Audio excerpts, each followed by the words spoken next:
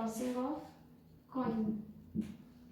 Now the number of times we can make this table, number of times coin is tossed, then we used to write number of times head comes up.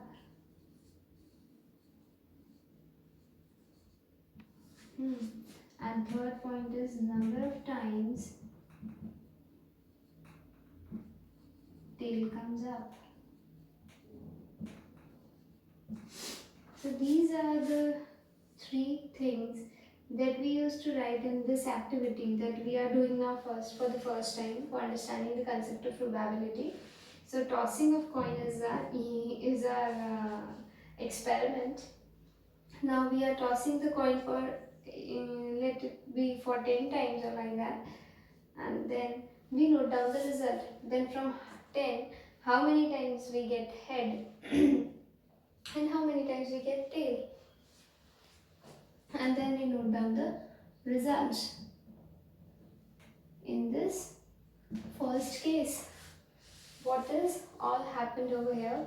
And then secondly, what we do, we used to find the two fractions over here. That is, first fraction is says number of times, or we can say the probability of coming head in the outcome is like probability of coming the head in the outcome. That is a favorable event if you want head in the outcome.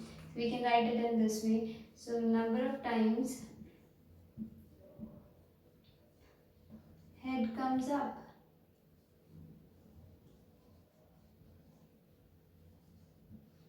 and sec upon total number of times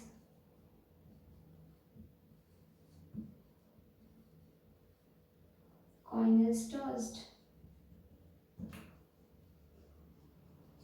This way we can find this probability of having head in the outcome. That is a favorable event. Now if we have to find the probability of having tail in the outcome, we can write it in this way as we are having a favorable event of having tail in the outcome. Now again we can change this fraction into this way. Now we don't want head in the outcome, we want tail in the outcome. So we can note down the results over here in this table, and then we can use these results to find out this fraction, that is number of time now tail comes up in the outcome. And again we divide it by the total number of times the coin is tossed.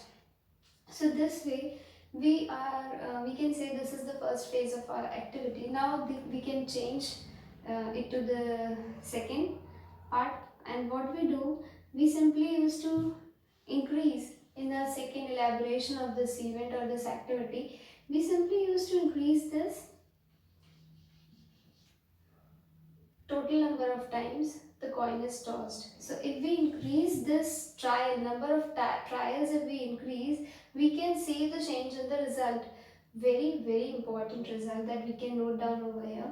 So if we increase the total number of times that the coin is tossed, that is if we increase it to up to 40 or 50, we can have the change, we can notice the change in the fractions that we find out in the later part. So again now we used to find here also the change data will going to change in the table. In the second table we used to make another table in this way where the number of trials are changed. Now again we have to find the probability related to head and related to favorable event related to head and favorable event related to tail. So this we are having favorable event, we can find the probability that how many number of times the tail is coming up if we toss the coin for about 40 number of times.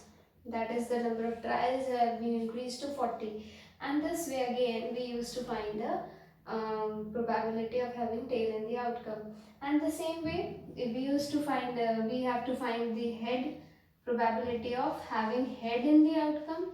The probability is another word, and I'm not having a number of times head is coming up. We are finding the probability of having number of times head in the outcome.